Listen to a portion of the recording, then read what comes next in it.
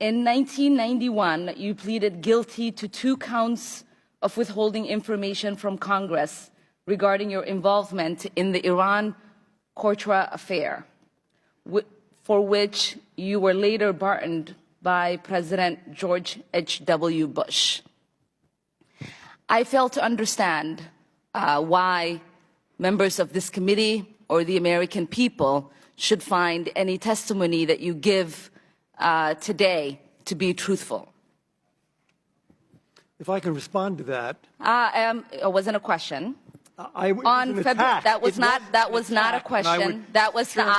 I reserve the right to my time. It is not right. That was not a question. Committee can attack on February 8th, who is not permitted to reply. That was not a question. Thank you for your participation. On February 8th, 1982, you testified before the Senate Foreign Relations Committee about U.S. policy in El Salvador. In that hearing, you dismissed as communist propaganda report about the massacre of El Mozote, in which more than 800 civilians, including children as young as 2 years old, were brutally murdered by U.S.-trained troops.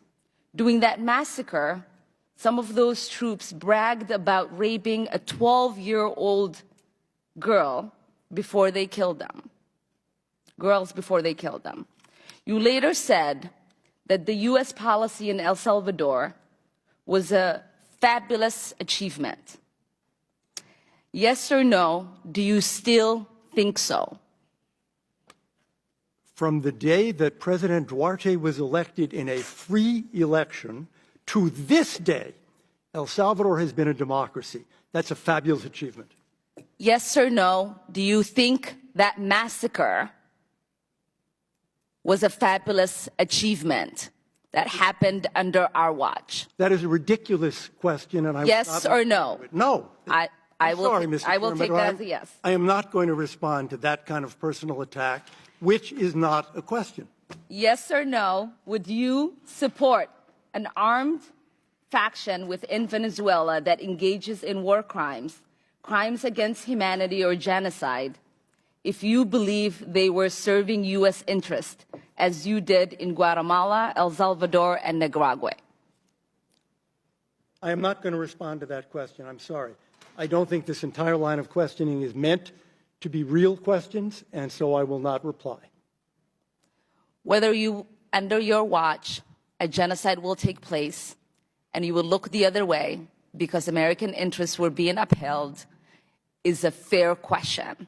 Because the American people want to know that anytime we engage a country, that we think about what our actions could be and how we believe our values are being furthered.